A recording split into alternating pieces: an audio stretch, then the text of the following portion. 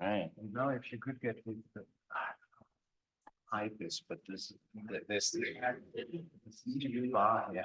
Oh, It's only there, but not on the recording. so how did we? You need to grab it. You can grab it and move it. Click and grab it. No, but there is a thing. No, you can't hide it. You Hide can't, video? no, this is only the video. You can't hide the bar. But grab it and move Okay, it. okay, that's right. You do that. Move it.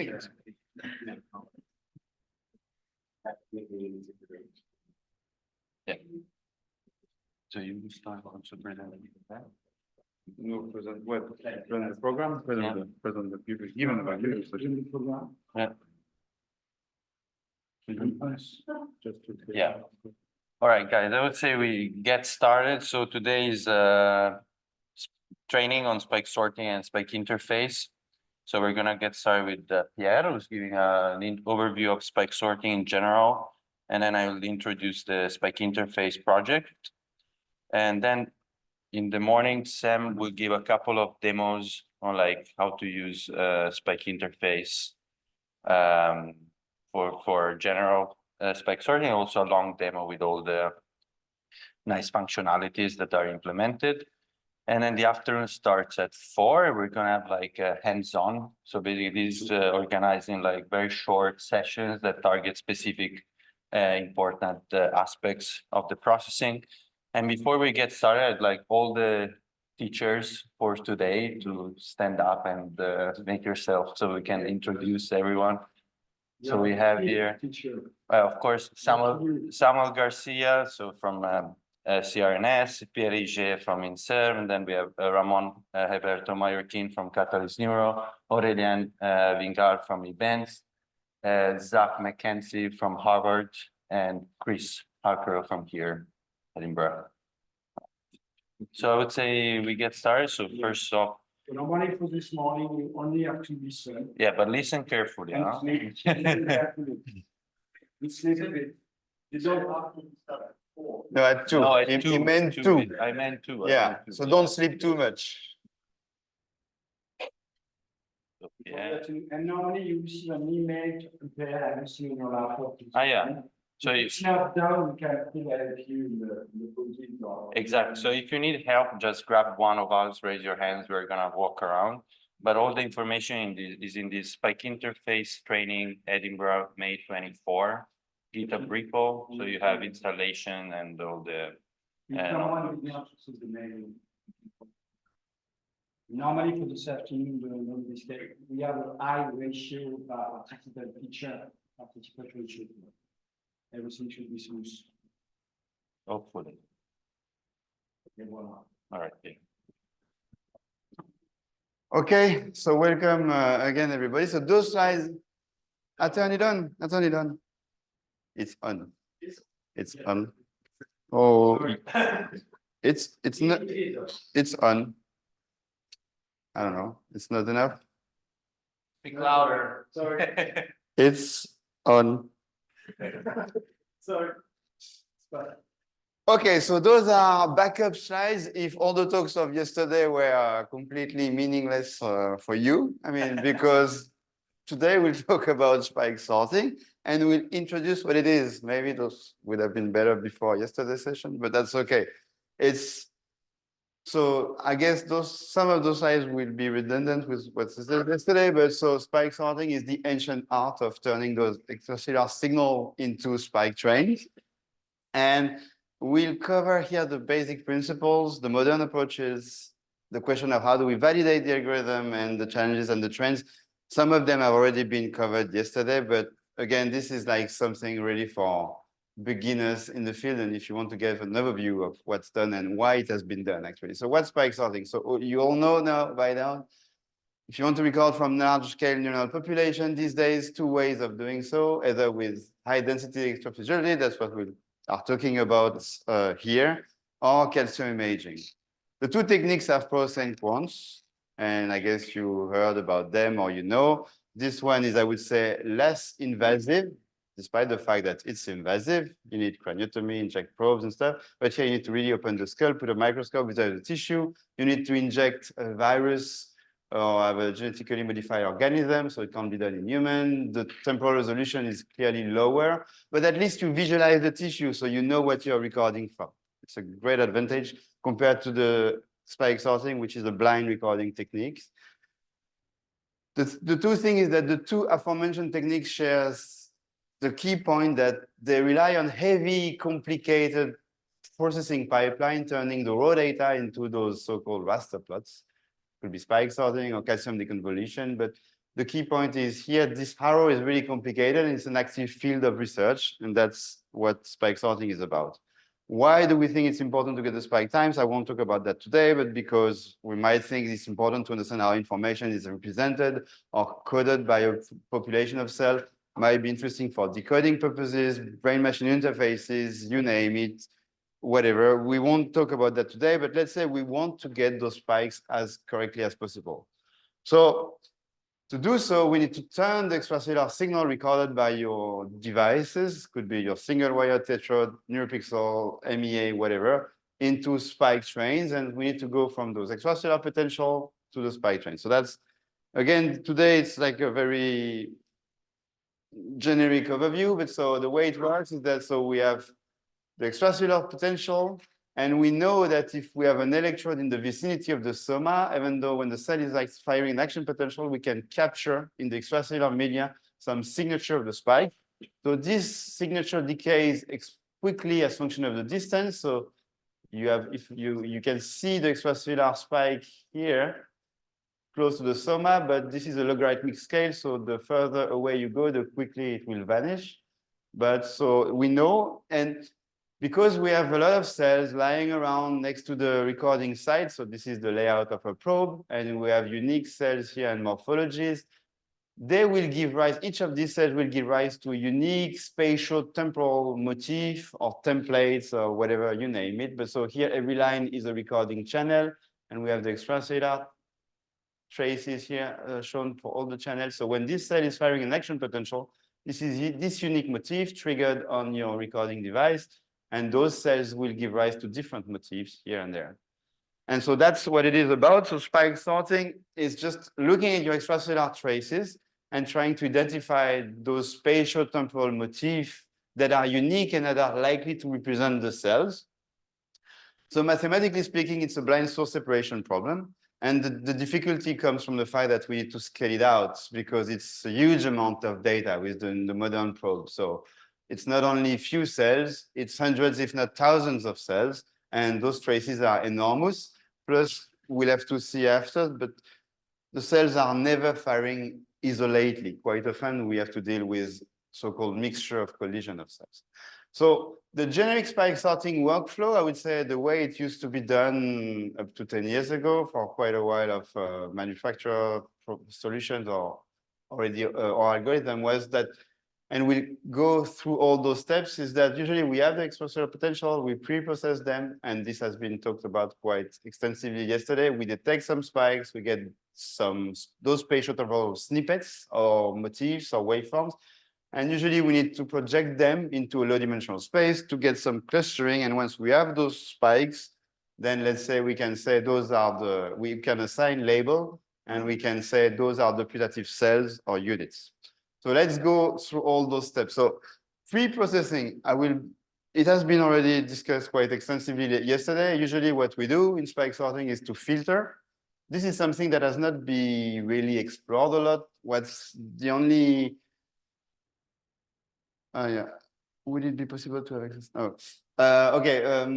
The thing is that usually what people are doing is that they are only focusing on the high frequency component of the signal because that's what spike are about. So usually you filter to get rid of the low frequency fluctuation, the local field potential.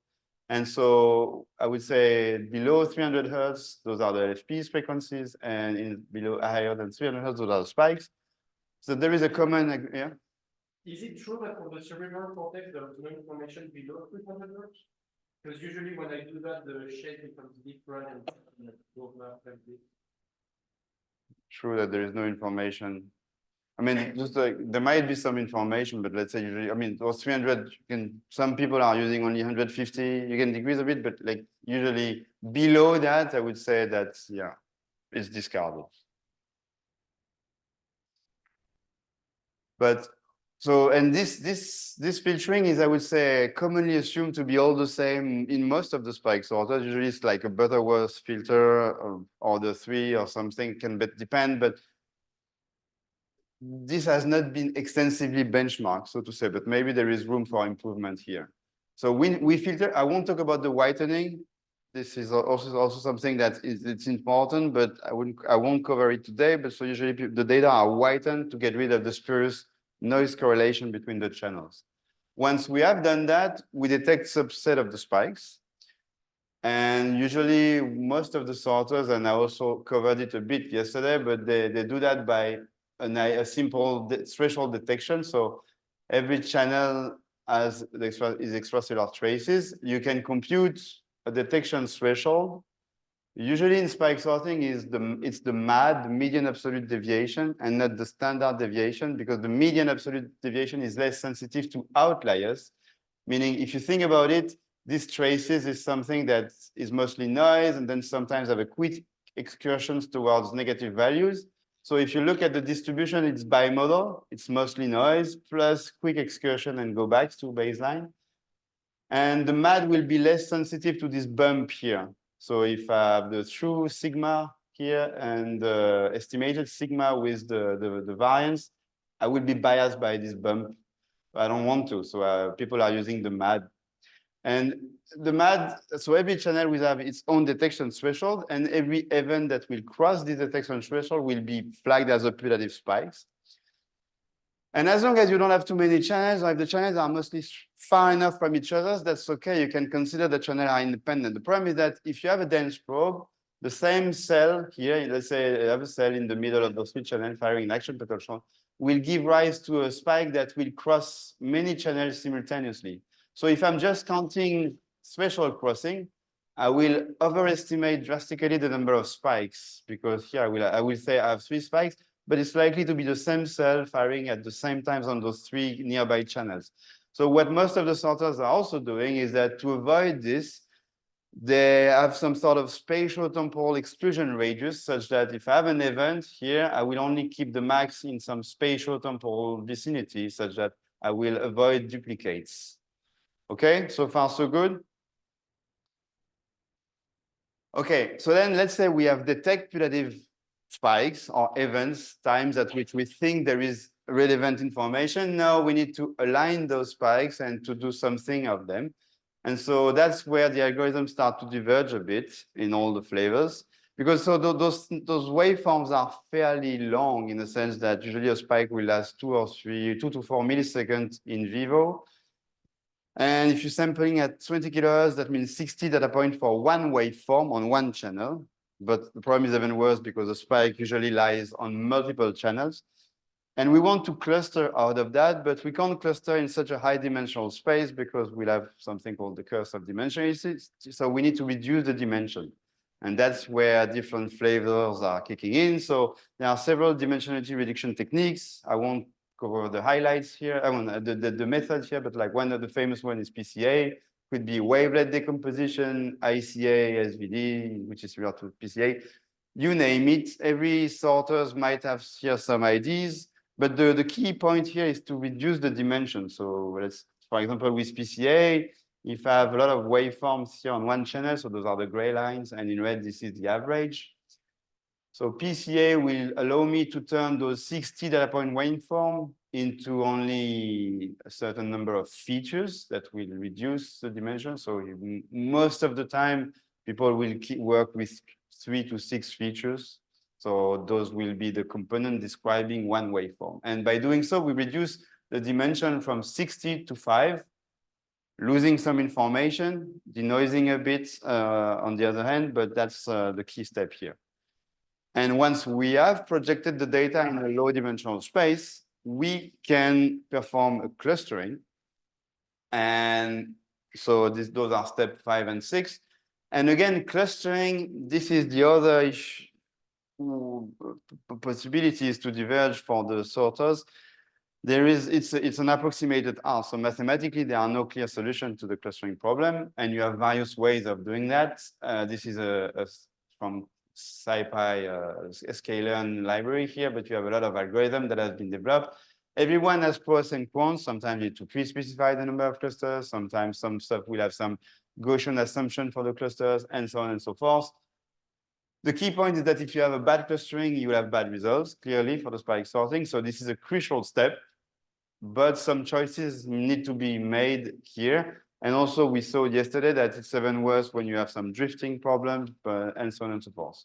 Let's say the density-based algorithm like dbScan, HDBScan, optics, or so on and so forth are nowadays the most robust ones. But that doesn't mean that with k-means you can't also obtain good results if you know how to use them well. But the thing is that after clustering, the key point is that in my low dimensional space, where I've projected my waveforms, those are the dots, the red dots here. If I have a clustering algorithm that will make a group out of those points, the center is what I will call the center is the center of the cluster. If I can project it back into the real world, and this is my so-called template. So this is the stereotypical waveform emitted by all those spikes that look alike that has been seen on my recording device. And this template or this motif or whatever is the unique signature of the neuron in the extracellular signal. So that's what we are about. Yeah.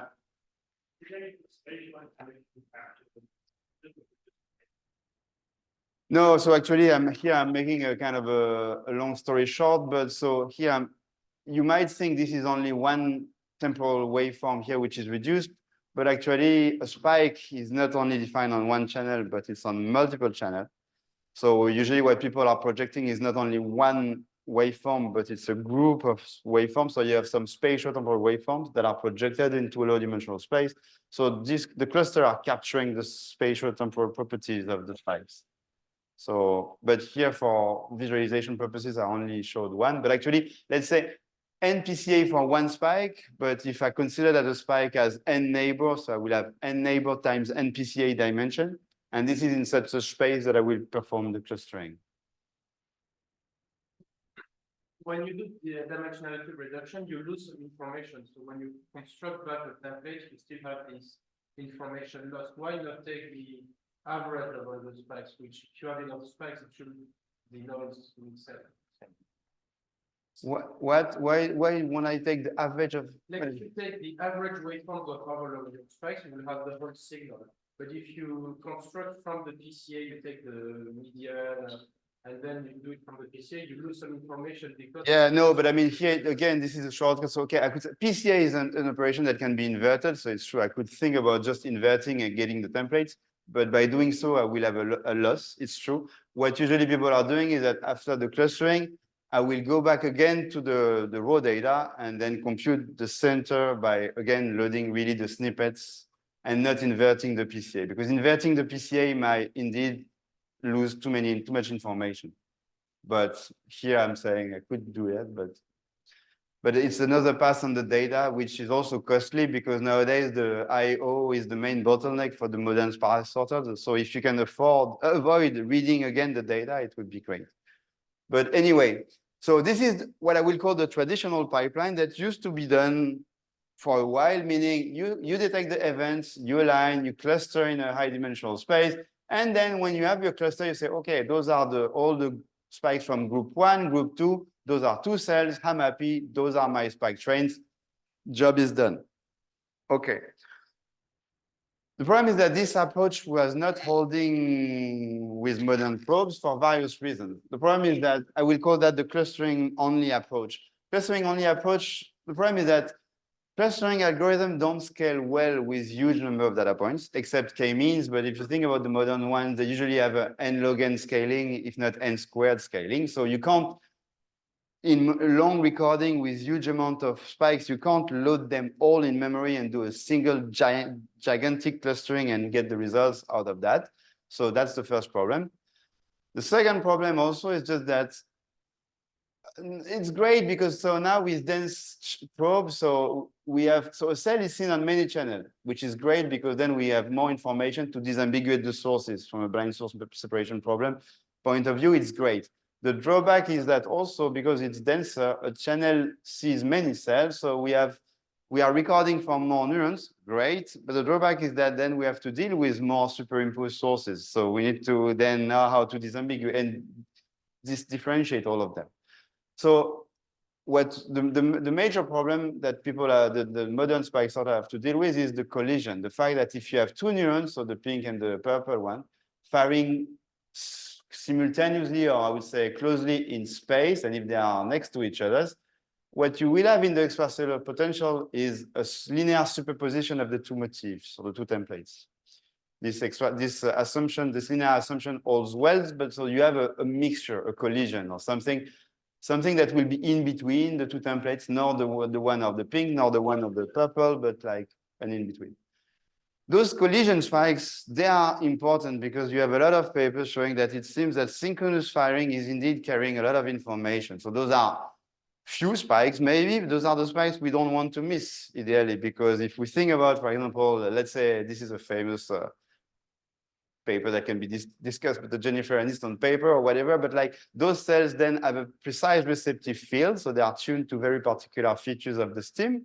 That means that we need to get the spikes properly right, or in the retina, information may be encoded as latency waves, and so the fine synchronous information here carried by all those spikes might matter to encode information. So from a coding perspective, we want to get those spikes right. And I will come back to this problem after. So, but okay, the old approaches, as long as, so we know that they will miss synchronous spikes. Clustering algorithm will scaling badly with number of data points, but if you don't have too many data, that's okay. So as long as you don't have too many channels, or if they are far from each other, which is the case with Utah array or with a not so dense probe, then every channel can be processed independently, and you won't have too many, we'll say, crosstalks, or the fact that cell will be picked by numerous channels at once. So you can, it's okay, and you can process them independently, and you don't have too many overlaps. But okay, let's go to the modern approaches. So this is a schematic from a review made with Alessio and Sam also again. But the thing is, if you look at the trends nowadays, the problem is that the density keeps increasing. So you had talk yesterday by Lucas Bernardini for in vivo or in vitro probe. But so in vivo, the trend is NeuroPixel 2. We heard about NeuroPixel Ultra. There is no reason to think that the number of channels will stop increasing, or except at some point, just that you might disturb too much the tissue, or have probes that will destroy too much the tissue, but it keeps increasing, and it's even worse in vitro. In vitro, we are already reaching 10,000s of channels that can be recorded simultaneously at a high density. So we have numerous channels. The density of those channels is getting smaller with the CMOS active devices that have been highlighted also yesterday. We have a better signal to noise ratio, more channels. Great, we can record from many cells in all superficial from deep layers simultaneously, which is amazing, can get some nice overview about the activity, the propagation, fine. But then we are stuck with this issue of getting more cells, then we need to deal with the overlaps because they are now all over the place. They used to be there, but we were not seeing them a lot when we had few channels. So now the problem is really striking. And in vitro, as I said, so Maxwell has some devices, and it's advertised here in at the booth, or SweetBrain also. But like, yeah, 20 kilohertz for thousands of channels, 16 gig per minute, a huge amount of data. You have easily, after 30 minutes of recording, you have half a terabyte of data. So yeah, you don't want to visualize that. You don't want to look at it. You just want to rely on semi-automated metric that at least might not be perfect, but that will quantify how good you are and what you are missing. So the modern approaches mostly focus on refining the end of the pipeline, aforementioned, meaning step 5, 6, and the rest. I won't go too much into the details, but so the idea is that they borrowed an idea taken from computer vision, which is called template matching. In a sense, the idea is that, okay, we'll try to say that we can't cluster from all the spikes. So we will only cluster from a subset of the spikes, meaning we'll take the recording, look at the data, get some spikes, try from a subset of the spikes to build a dictionary of templates. So what are the templates that are regularly occurring in my motif, in my signal, so the motifs. And once I've built this dictionary of templates, I will try to explain my data only with those motifs and to reconstruct the signal with this dictionary, and that's the point. And so template matching is an illustration here of the issue is that, and why clustering-based methods were failing before, is that if you have cell 1 here, giving rise to this template in blue, let's call it W1, and cell 2 giving rise to this other template W2. So the two cells have somas that are likely to be close to the same channel because they peak on the same channel, but because of the morphology and dendritic arborization, whatever, this motif is different from this one. When I take this spike and I project it into a low-dimensional space, this is the blue, those are the blue dots here, and same for the red guy. And in green, I will do all the possible superposition of the two motifs with all the possible lags, and I will wander on this green trajectory. So when blue is firing alone, I'm here, blue plus red, and then red alone, and then I'll go back and here. All those points in the middle will be discarded by clustering-based solution. They will be labeled as outliers. And who can blame those algorithms? Because even a human, for a while, humans were detouring manually clusters in GUIs. And a human will say, those are my spikes, and this is noise. But it's not noise, it's a collision, okay? Those are important spikes. Ideally, we don't want to miss, but everyone will label them as noise.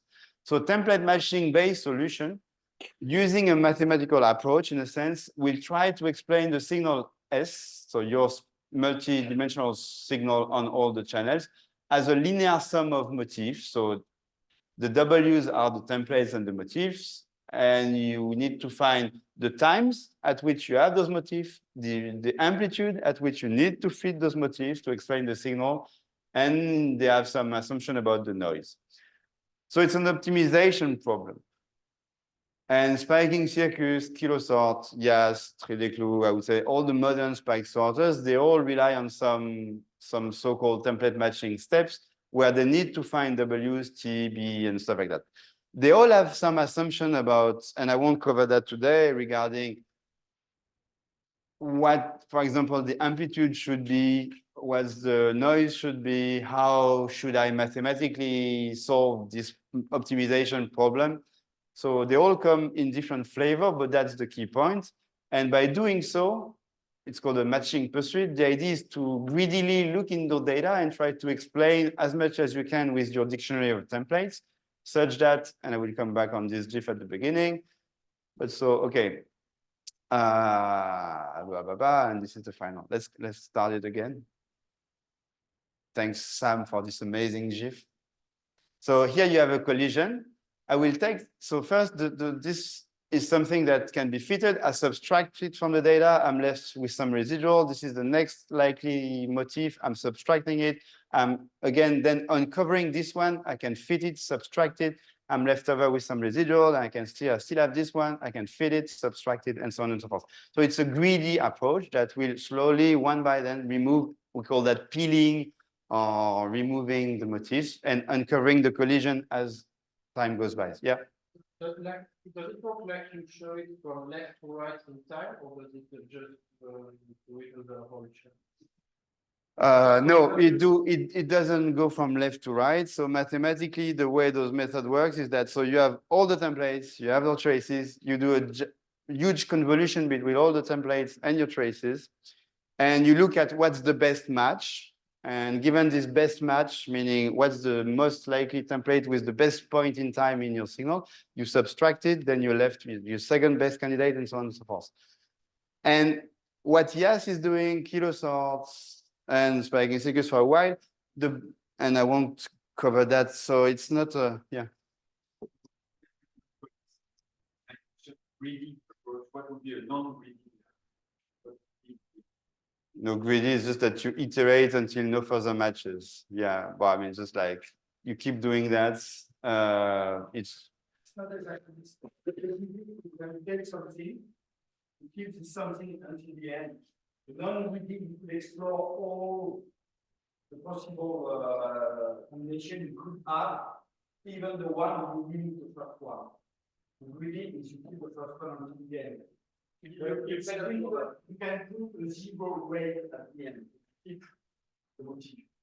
You need to, if you have chosen one, put it here. Actually, yeah. So actually, and so this is a matching pursuit. Mathematically speaking, and that's why I implemented, and I talked about it yesterday. If you wanted to be correct, we can, mathematically, we have the orthogonal matching pursuits, which will be a bit more accurate because yes, spiking circus and kilosort, they find the best match, find the best template, subtract it, and then keep doing so. If you wanted to be mathematically accurate, actually, each time you add a new motif, you should recompute the amplitude of the previous one you have already found, because adding something new to your reconstruction might modify the one you already saw before. So mathematically, the orthogonal matching pursuit, but it's a bit more costly to do, but is more accurate. And each time you add something, you update the amplitude of the previous one you found.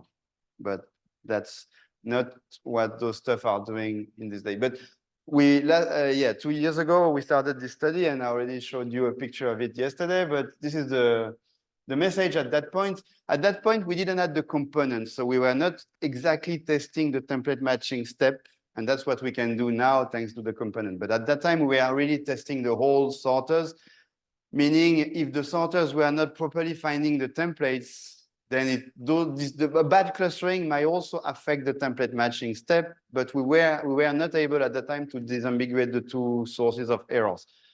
But with Spike interface, we benchmarked various spike sortings pipeline at that time, and those are the same plots I showed you before, meaning with artificial ground truths that were generated thanks to MEREC, we could ask the question how good each of those sorters were with respect to the collision. So when two spikes are synchronously appearing in time, and also with this question of how similar the templates are. So we know that spike, for example, the problem should not be possible for a spike sorter if two spikes that have exactly the same templates are firing exactly at the same time. The problem is underdetermined and under constraint.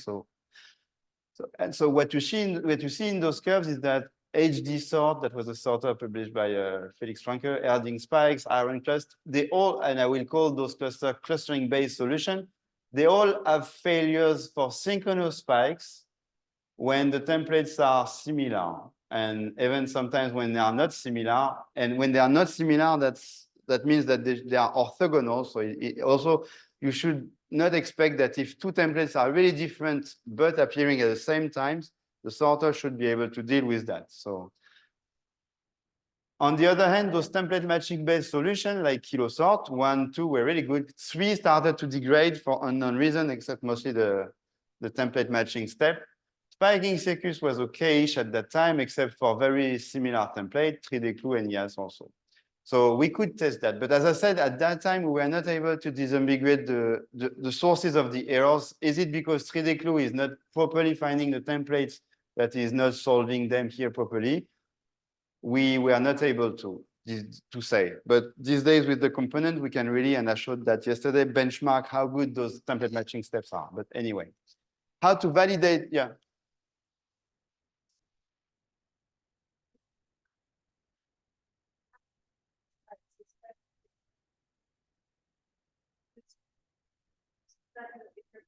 Yeah, but the problem is that sometimes, well, I mean, you can have duplicates like exactly at the same time bin or not exactly, because sometimes if you have a slight temporal shift, you subtract, but then the residual might still have the shape of the templates, and you can still find a match in the residual. So you have some misalignment problems sometimes that can be tricky. But otherwise, I don't know, I don't know why kilosort has this issue of finding several times the same spikes at the exact same time bin. I don't know why. I never had this issue, and I don't know how it's really feasible. But do you the template?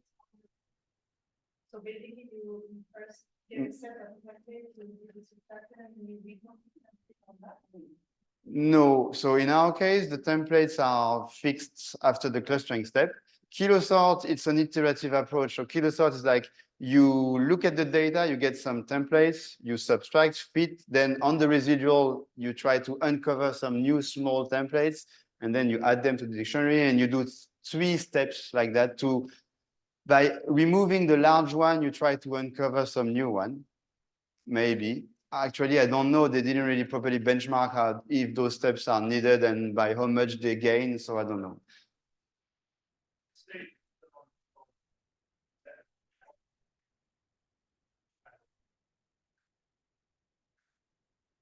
Sorry, say it again. Yeah. The matching is one template is a spatial temporal motif. So you really find a match between the spatial temporal motif on all the channels and your templates. Yes. Yeah, I mean, okay, you can reduce to some subset. Actually, you have optimizations that has to be done, but yeah. And when you do the match first, do you do it in the whole signal or around the text? No, on the whole signal, because it's the only way you can, if for spiking circus one was, for example, doing that only when the threshold was crossed, which at the first glimpse might be okay. But actually, sometimes you have a collision that can give rise to something that will be below threshold in the noise level. And if you only work at peak times, you will never uncover mixture that will be below threshold. So if you want to be accurate, because sometimes the collision can give rise to, I don't know, I can't really, I should go back to this drawing, but I don't know. If I don't know, sometimes the sum of the two can still be a wiggle, but in the noise level. If I want to find this motif, I need to work on the whole signal at once. And also when you do clustering, so you subsample to be fast. So you need to go through the entire signal to recover all spikes. When you do the clustering, but you've already detected all of them. But the clustering, you only find templates that will be below the threshold. But when you fit to uncover the collision of those spikes that might be below threshold, you fit on the whole signal without any threshold. I don't really see how linear sum of the spikes would be not crossing the threshold. I don't know. For example, look at, I don't know. Yeah, no. For example, this one can be positive, and if this negative and a positive peak might sum up, the sum of the two can be zero, even at the, if they are really with a negative cosine between the two minus one, I mean, the two could be really anti-correlated. Worst case scenario, because then if the two are firing simultaneously, it's zero. I will never uncover them, but I might be some mismatch.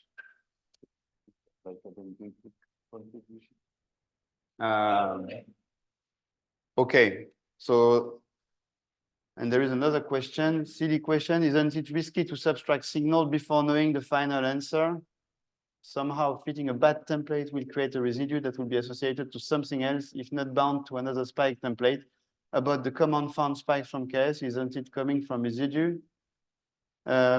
Yeah, the thing is that those template matching methods, they rely on the fact that you have an accurate dictionary. And if the dictionary is either overcomplete or undercomplete, then the reconstruction will be wrong. And if you, for example, you miss an atom, or I'm talking about atom or templates, if you miss one, then the matching procedure might try to explain the stuff with some of the stuff you have, and that might not be the real templates. So they all make the assumption that your template dictionary is correct, which we know is not the case. So we have to cope with that. And that's why at the end, we need to have some heuristic to make some cleaning out of the results. Would it be like beneficial to like do the template matching, but be a bit more like cautious, and then try to redetect the spikes and redo clustering into a second template? Do you think that would be beneficial? Yeah, this is an idea also that we could do several passes of the algorithm, but one pipeline is already too costly to launch. I mean, it's like few hours. You can't afford to then, once you have something, subtract the residual and launch it again. It could be an idea, but Right, like if it's costly, but it finds like 30% more spikes. no one tries. I didn't try it. The balance team, I try it, I look sharp on.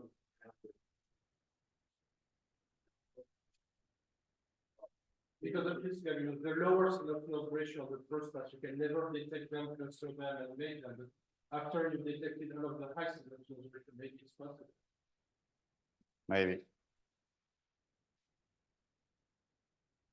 Okay, so the validation of the sorting algorithm. So this is also something fairly complicated.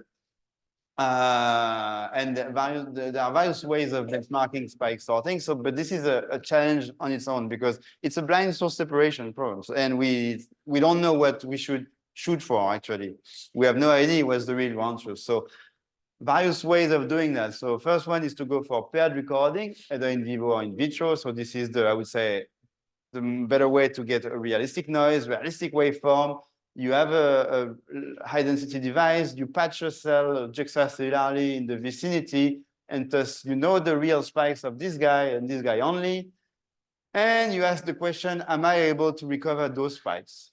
Okay, it's a valid question. The problem is that it's a very low yield and those recordings are hard to get.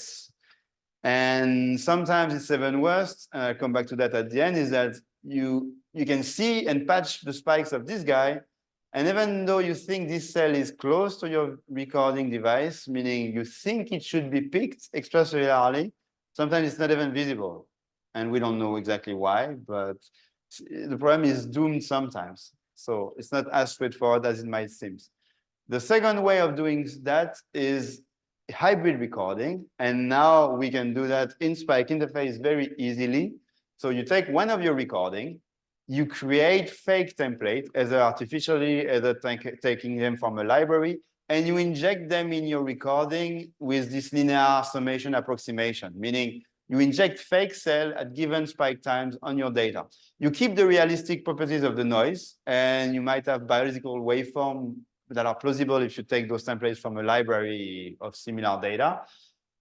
The problem is that you have a non-exhaustive ground truth, meaning you don't control the spikes of the other cells in your data. And coming back to an example, for example, if I have an epileptic seizure, or where everyone is firing massively at the same time, if I'm injecting spikes at those period of time, my sorter will fail regardless of how good it is. It's just the problem is not solvable there. The signal is saturating, massively synchronous. So if I'm failing, I still don't know if this is because my spike sorter is bad or because the data have something suspicious at this particular point in time that makes the sorter failing. And it's also non-physiological. This linear summation here is a bit sketchy, so it might introduce some artifact that can be picked by the sorters. The third way is the biophysically detailed simulation, where you create fake cells, you simulate the local field potential of those cells, and you create fake ground truths. You get full control of the data, so it's an exhaustive ground truth. You know exactly who is saying what when. Problem is that a biologist will always come up and say, okay, but the noise property, will they generalize to my real data? I don't know. So let's say in the community, we say that if your spike sorting pipeline should work on those data, it's a necessary but not sufficient condition to show that it will also work on real data. But at least if it's failing there, I guess it's doomed to think that it might work on real data. So that's a sanity check here. But those data should not be too crystal clear also, and that's what we showed yesterday, like stationary, motion corrected, and so on and so forth. So we need to understand what are the key properties of the noise that should be made available here such that we can think it will generalize. Back in the day, in 2020, it was Jeremy Maglon, that was also mentioned yesterday at the Simons Foundation, published a paper called Spike Forest that were benchmarking various modern spike sorters on various data sets, either artificial, ground truth, hybrid, synthetic, and so on and so forth. The idea was to try to compare easily a lot of them to see what will be the pros and cons of all the sorters, because there is no one to rule them all. All those sorters are developed with particular data sets on the hand of the developers that will tailor some of the choices of the parameters. And they all come with, let's say, tens of parameters at least. It's doomed to think you can explore all of them. But like, for example, spiking circuits was mostly developed for in vitro retina. We have larger spikes. It's not the same as in vivo cerebellum, clearly. And so I don't know. I hope out of the box, the sorter will work on something different, but it's not guaranteed. So we don't know what's the best sorter given the species, the probe, the brain states. A spike in the turtle is not the spike in a mouse. It's not the same width, waveform, and so on and so forth. So we don't know. When I studied, like I think it was 2 years ago, there were some ground truths that were incorrect. Yeah, also. And is that still the case? Or in Spike Forest. So Spike Forest is dead. Like the progress, the website is not updated anymore.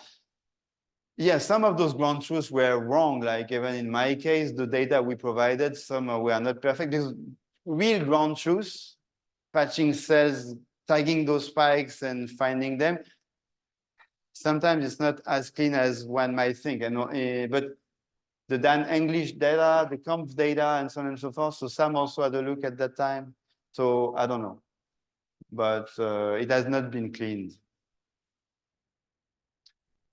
But it's also something similar to what Olivier said yesterday. Like in his case, he have a bunch of data set. When he made a modification, he loaded it, all of them, to validate that it's indeed going in the right direction. This used to do the job. I think this is missing nowadays, but let's say we should, as a community, maybe do something similar again. But like, okay, the challenges and the trends in spike sorting, and then I guess I will finish after that. So, okay, manual curation. So for a while, people were manually deterring the clusters, and clustering is an approximated art. So units are often splitted over several clusters. Like, for example, in this example, it's a paper from Ken Harris a while ago already, but like the clustering algorithm made a choice to detect one cell here, the red. So those are the spikes in my low dimensional space, the red, the blue. Who can blame the clustering? Maybe even me as a human, I might have done the same choice. But actually, it turns out that those two clusters should be merged because this is the same cell that was drifting or moving slightly, over the course of the experiment. How can I spot that? I can spot that mostly by realizing that the templates or the spikes here are very similar to those ones. And also another hint is that if I look at the cross choreogram, so the activity of those two putative cells, they never fire together and they have a clear dip in the cross choreograms of the activity. So it's a sign that it's likely to be the same cell. So manually, and still nowadays in Phi, what people are mostly looking at are at the end of a spike sorting pipeline is, do I have similar templates? Yes, no. Are they firing together? Is there a dip in the cross choreogram? Yes. Oh, it's likely to be the same. Let's merge it. Why? Because clustering algorithms have a tendency to create overcomplete dictionary with too many templates. It's because it's easier to do merges afterwards than to do splits. What we don't want to is to have two cells that would have been given rise and cluster in one single group, because the sum of the two templates will be nothing. It won't be properly fitted. And I will not be able to make anything out of this at the end of my template matching pipeline. So we prefer to have too many templates and to do merges afterwards. So that's what people are still doing in Phi, as long as it is running, but yeah. The other issue is that quality metrics to quantify how good the spike sorting is still a bit lacking. So what's a good spike sorting? It's not that straightforward to answer, because we have a continuum of responses. We have cells that will be close by and that will slowly fade into noise level. That's the way it is. That's the physics. So where do we decide to keep the criterion of how good we want cells to be? That depends also on the scientific question. For example, if I'm really into the retina, I want synchronous spikes, carefully correlated information among stuff, then I will be really stringent regarding the quality of the cells I want to keep. If on the other hand, I'm more relaxed and I just want to know the average firing rate in the region and so on and so forth, I might be willing to accept what's called multi-unit activity, meaning I know those are spikes, but they are emitted by cells that are a bit too far away, so I can't properly disambiguate who is saying what when, but I know those are spikes, and I'm okay counting them. So the definition of a good unit depends on the question. Ideally, we should provide a number between 0 and 1 at the end of a spike sorting pipeline, saying this is a good cell, this is a bad cell, and that's what all the metrics developed by the IBL are about, quantifying what's a good unit, and that has to fulfill a certain criterion. But yeah, it's still a bit like in the field. Spike interface comes with a bunch of quality metrics that can be used for curation that have been implemented, and maybe we'll talk about more later on today in the day, or if you have questions. I won't go through all the details, but basically IZ violation ratio, so interspike interval violation ratio is one of the most used metrics in a sense. So if you have a cell firing twice in a row in a certain amount of time, violating the refractory period, it's a sign that it's not a single cell. It's likely to be either crap or multi-unit activity. So that's a criterion. So as I said, a real cell should have a dip in its cross-correlogram. Signal to noise ratio, how big a cell is. It's easier for spike sorter to find large cells.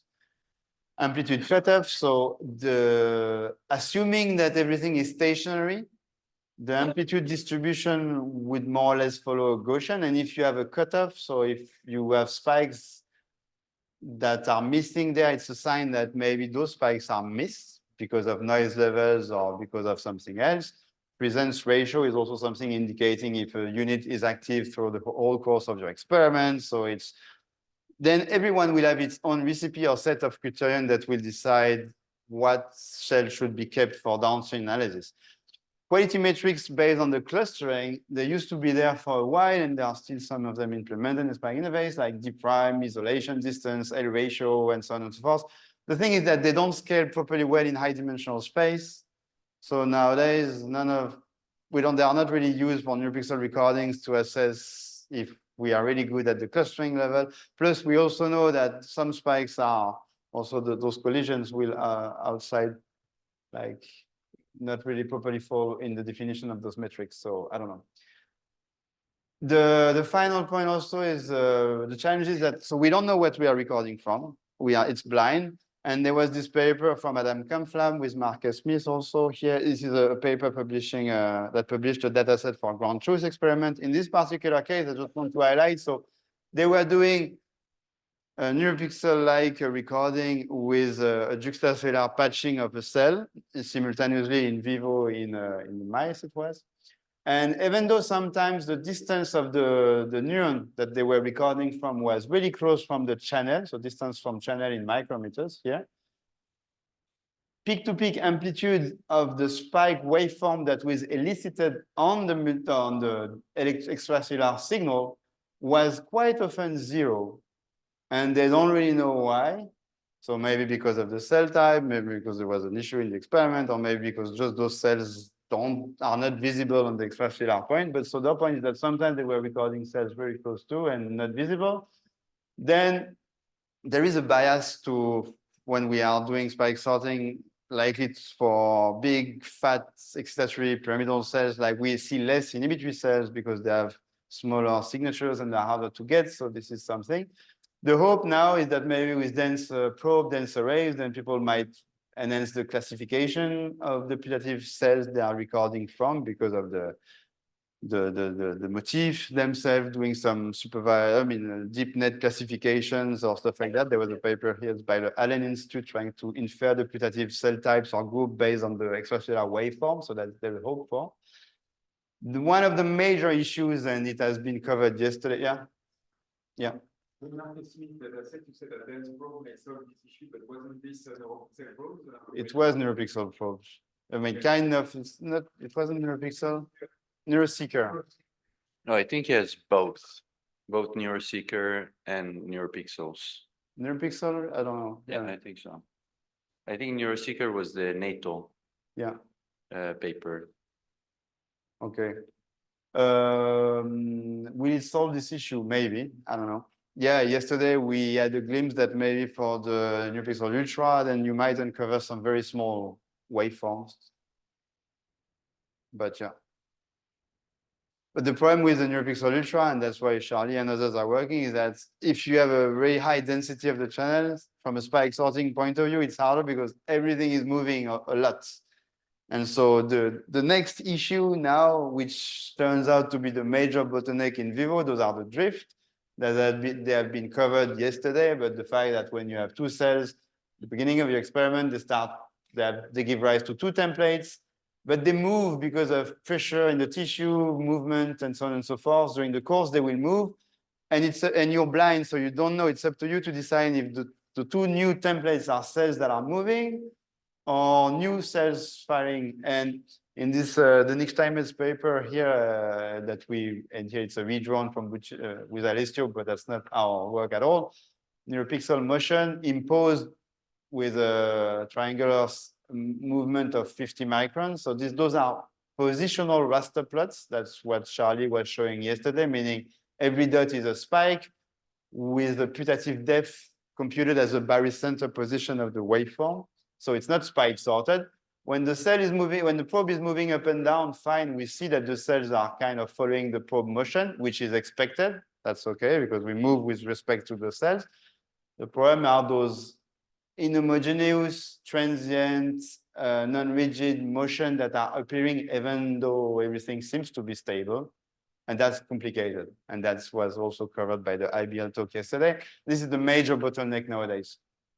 And the ideas that have been followed from in the field, either from Charlie or Kilosort, is to borrow idea from calcium imaging. In calcium, we have also a drift issue, but at least we visualize the tissue, so it's easier because we know. So we can take an image and say, look, this is my template, this is my reference image, and I will distort in a non-rigid manner all the consecutive frame of my movie to look alike my template. And by doing so, I'm imposing all the cells to be the same, to all the image to be the same and cells to be at the same place.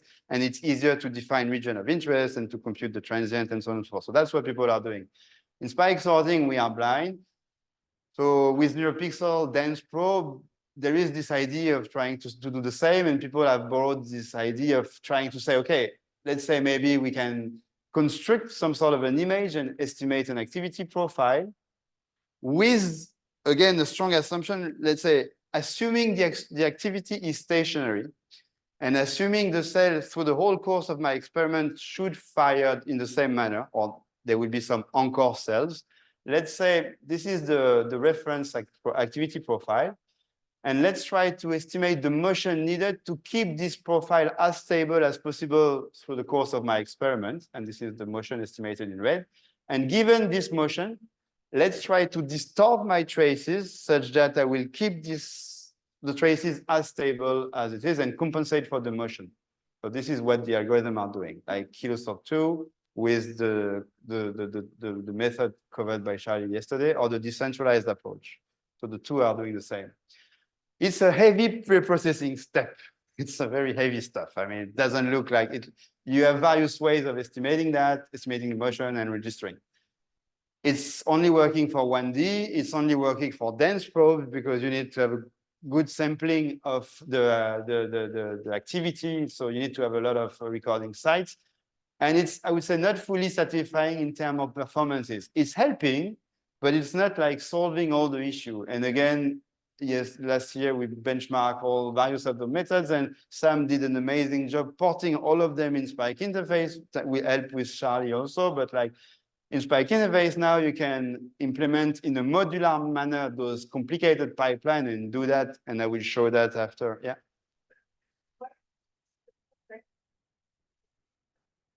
Why don't I see the probe as an image?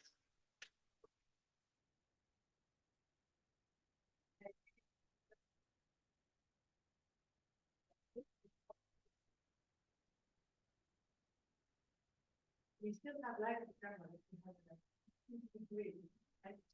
Why don't you do only the motion correction across your difference in one rather than trying to do one? So you can say that. You mean on every column I could try to do it? I take one point, and I have my grid, which is my electric channel, so that X and Y, and you say I want to then match it to the next frame, like in the immediate step.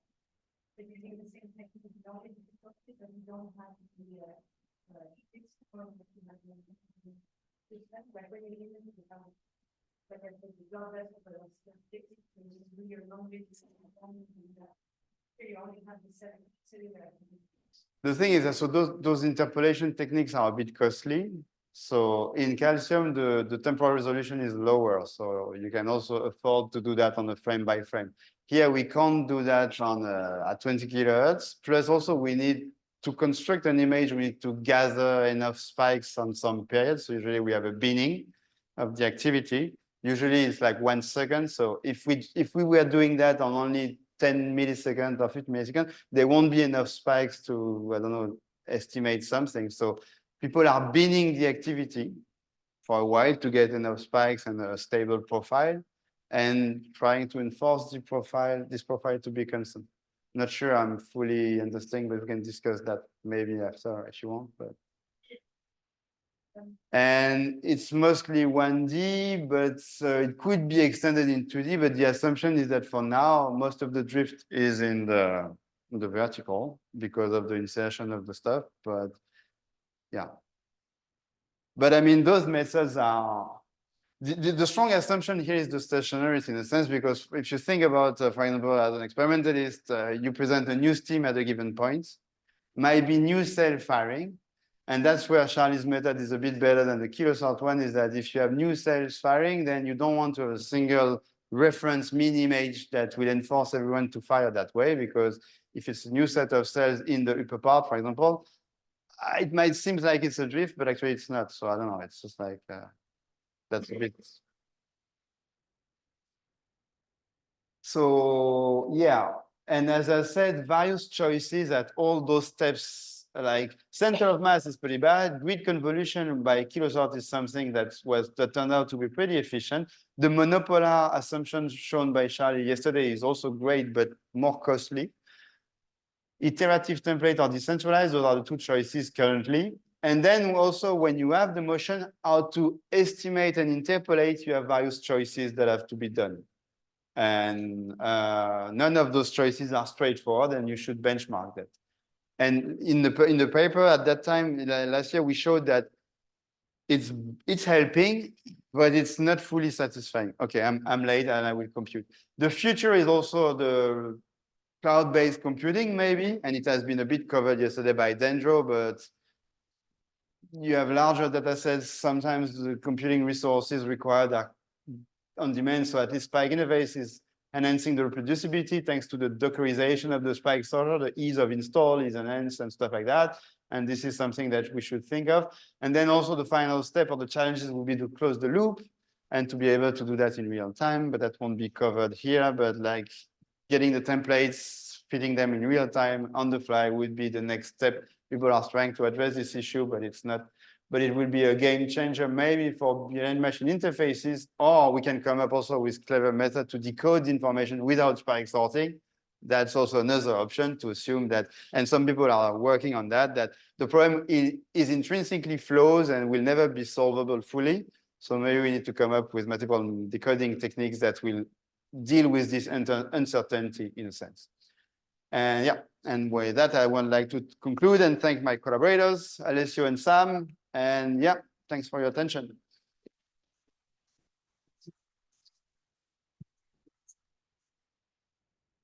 Questions? Yeah, question. Which of the current modern spike sorters can be used real time, please?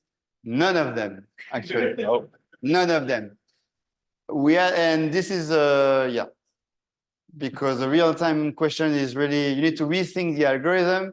I mean, there is a beta version of spiking circuits that can be used, as I said, with offline clustering and online fitting. This is easy, but the real challenge is online clustering and online fitting, because if you think about it, in the real case scenario, templates should be modified as time goes by, and that's not solved nor addressed by any spike sorters these days.